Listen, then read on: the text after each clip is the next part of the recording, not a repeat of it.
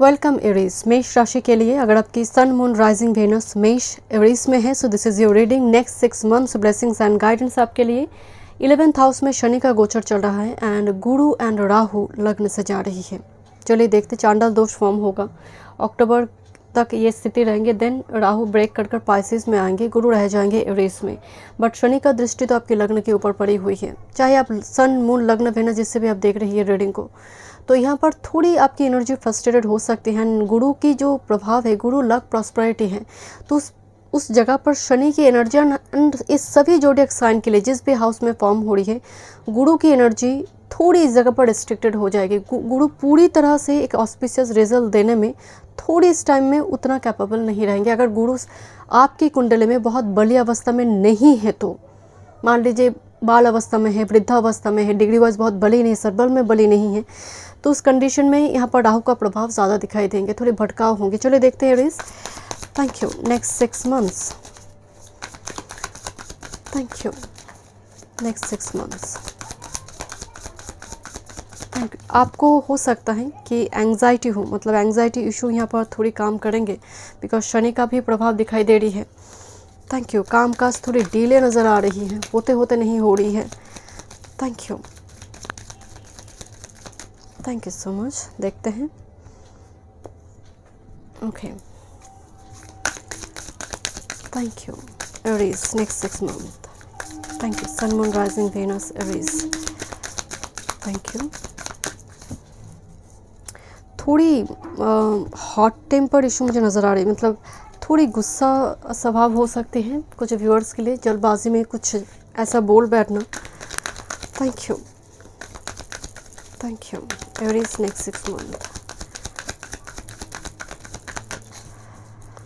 Thank you. चलिए देखते हैं, लव लाइफ के लिए भी देखेंगे। Thank you. ओके,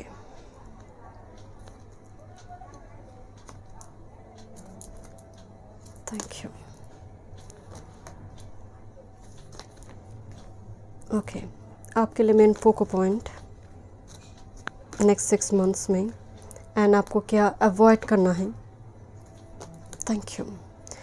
हम एंड में आपकी लव लाइफ देखेंगे। ओके, सो मेन एनर्जी में यहाँ पर आपके लिए, बिकॉज 8 ऑफ शॉर्ट्स, मैं आपको पहले ही बात बोल रही थी कि 8 का जो एनर्जी है वो सैटर्न का है, तो इस लिटिल बिट रेस्ट्रिक्टेड एनर्जी, थोड़ी मतलब किसी चीज़ को देख ना पाना, you are choosing to be blind, right. So 8 of swords में एक दम घुटने की एनर्जी होती है, एक सफोकेशन होती है। तो शुरुआती दौर में जब ये आप रीडिंग को देख रही है, धीरे धीरे आपकी एनर्जी शिफ्ट हो रही है, पैराडाइम शिफ्ट हो रही है with this chariot and 3 of wands. कुछ व्यूअर्स के यहाँ पर रिलोकेशन होंगे, कुछ व्यूअर्स यहाँ पर कुछ नई कुछ ट्राई करेंगे, चैरियट एंड 3 ऑफ वांड्स।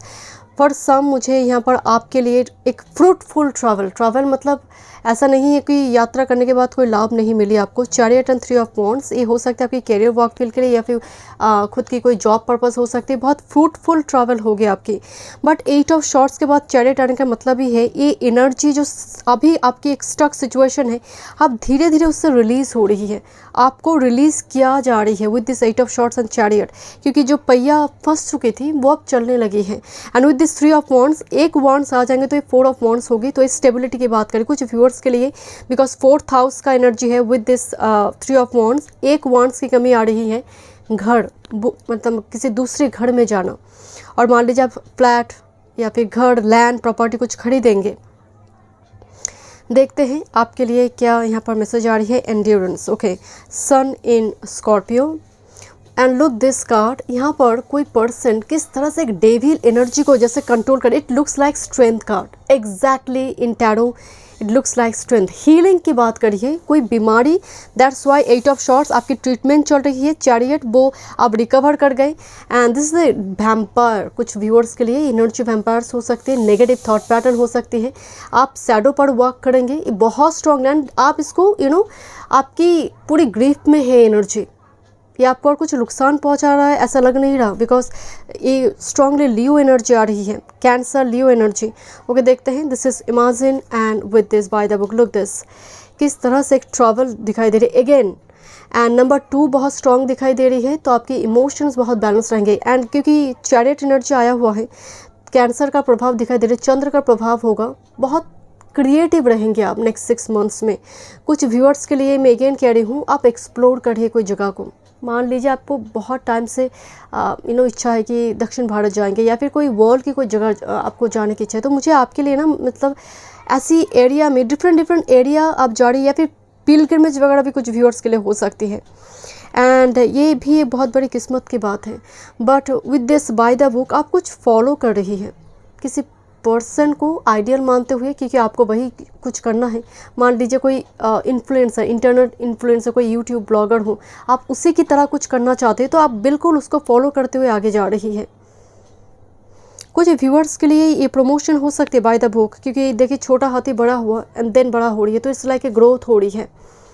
तो यहाँ पर थोड़ी जो ज़रूरत है आपकी ऑप्टिमिस्टिक नेचर, अगर ये हो जाता है तो आप इजीली इस डेविल एनर्जी को कंट्रोल कर पाएंगे। चलिए देखते हैं आपके लिए मेन क्या फोको पॉइंट आ रही है।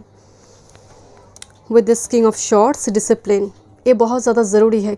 जो नेशन में, जो सोसाइटी में नियम नहीं है, जीवन में नियम ना हो, कुछ रूटीन ना हो, वो जीवन बिखर ही जाते हैं, स्कैटर्ड हो जाते हैं।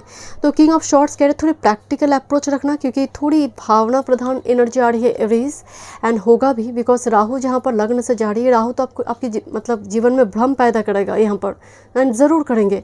तो आपके लिए जितना आप मेडिटेशन करेंगे, राहु की एनर्जी दबना चाहिए, राहु का प्रभाव जितना कम होगा, गुरु बली होंगे, आपके लिए मुसीबतें उतनी ही कम होगी।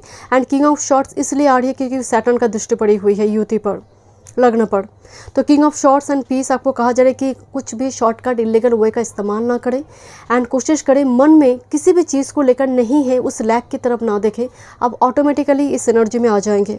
बहुत कुछ करने की ज़रूरत नहीं है, सिर्फ थॉट पैटर्न को बदल दीजिए। किंग ऑफ शॉर्ट्स अगेन कह रही है authority energy, is a very discipline punctual energy.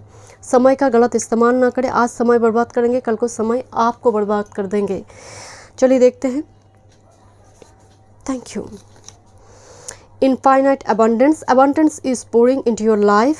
तो यहाँ पर अनएक्सपेक्टेड गेन दिखाई दे रही है, मुझे गिफ्ट्स दिखाई दे रहे हैं आपके लिए, अनएक्सपेक्टेड गिफ्ट, एक्सपेंसिव, बिकॉज यहाँ पर मुझे ना वो आंचल में कुछ गिरता हुआ नज़र आ रहा है। जैसे आप सपने में अगर देखते हैं कि आपने केला खाया एंड वो, या फिर कुछ फ्रूट्स आप दिखाई दे रही है कि आप खा रही हो या फिर कोई दे रहा है, तो ये भी बहुत बड़ा एक कहा जाता है कि मैसेज है, यूनिवर्स कुछ देने जा रही है आपको। मान लीजिए आप रो रही है सपने में, is a very good sign कि आपकी लाइफ में कोई ऑब्स्टेकल है जो रिलीज़ होने जा रही है। And next, this is staying focused, hold the course. मैं हमेशा एक बात कहती हूँ कि hold on, it will make sense one day. So थोड़ी यहाँ पर स्थिति आपके लिए 8 ऑफ शॉर्ट्स अभी दिखाई दे रही है, बट आप रिमूव हो रही इस प्रोसेस से। आपके लिए क्या अवॉइड करना है देखते हैं। Unfinished symphony and this wheel of Fortune, एक चीज़ों का खास ख्याल रखिए। 10-10 कार्ड आई है, पेंडिंग काम को, मतलब जो भी पेंडिंग पड़ा है फर्स्ट उसको कंप्लीट करें, खासकर वो वर्क फील्ड के लिए हो। जो चीज़ें चला गया है उसको लेकर रिग्रेट ना करें, दैट्स वेरी इंपॉर्टेंट एरीज, क्योंकि आप बहुत जो पेट में है वो ज़ुबान में है। एरीज को मैं जानती हूँ कि ऐसी ही एनर्जी है, तो थोड़ी आपके लिए वो ज़रूरत है। आपकी एनर्जी अगर एक्टिव हो गई, एंड खासकर राहु जब हट जाएंगे, गुरु रह जाएंगे, वो उसके बाद तो आपके लिए गोल्डन टाइम फ्रेम है, वही दिखाई दे रही है। कुछ अनफिनिश सिम्फनी गुरु की वजह से, कुछ पेंडिंग काम गुरु के आने की वजह से यहाँ पर धीरे धीरे रिजॉल्व होना शुरू हो। गुरु का ये गोचर आपके लिए वरदान है, नो डाउट, बट राहु की वजह से थोड़ी यहाँ पर ये दिक्कत क्रिएट करेंगे। चलिए देखते हैं आपके लिए लव लाइफ। ओ वाह, आपके लिए लव लाइफ में S of wands and temperance होना भी चाहिए। गुरु का गोचर लगने से ये एक्चुअल में 7th हाउस पर दृष्टि डालेंगे। हो सकता है कि अभी मान लीजिए अप्रैल में ये रीडिंग अपलोड होगी, तो आप अप्रैल में देख रही है, तो थोड़ी नवंबर दिसंबर की टाइम फ्रेम की अगर मैं बात करूँ, उस टाइम फ्रेम में हो सकता है आपके लिए कोई अपॉर्चुनिटी आए, because with this temperance and S of wands कुछ व्यूअर्स के लिए ये मैरिज है। बहुत पेशेंस के बाद, बहुत तामझाम होने के बाद ये एनर्जी आपकी लाइफ में आ रही है, ace of wands. Okay, thank you so much.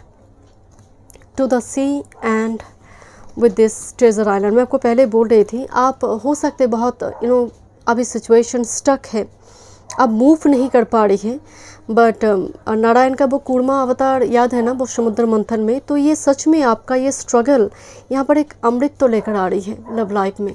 Problem dissolve होने जा रही है, because it's a very lonely stage मुझे नज़र आ रही है। आप कहीं ना कहीं थोड़ी आइसोलेट है, एंड लोग आपको शायद अभी मिसअंडरस्टैंड करिए, बट जितना ये 6 मंथ एंड हो रही है ट्रेजर आइलैंड, आप आपके लिए सच में एक बहुत बड़ी ब्लेसिंग्स है। सो गेट रेडी फॉर दिस। चाहे आप हर तरफ से लव लाइफ के लिए ब्लेसिंग्स है बेस, हर तरफ से। सो get ready for this, because मैं आपको बोल रही थी चैरियट एंड 3 ऑफ वॉन्ड्स, ये मतलब स्टार्ट करना। ऑलरेडी जो आपका गड्डी फंस चुकी है वो धीरे धीरे धीरे धीरे वो उठने की कोशिश है। एंड एंड में 6 मंथ्स के एंड में डेफिनेटली आपके लिए फ्रूटफुल ब्लेसिंग्स है love life and her side से ही। एंड कोशिश करें कि कुछ भी मतलब थॉट पैटर्न आपका पॉजिटिव होना चाहिए, बाकी सब पॉजिटिव है। Thank you so much. मैं मिलती हूँ नेक्स्ट रीडिंग पे। God bless.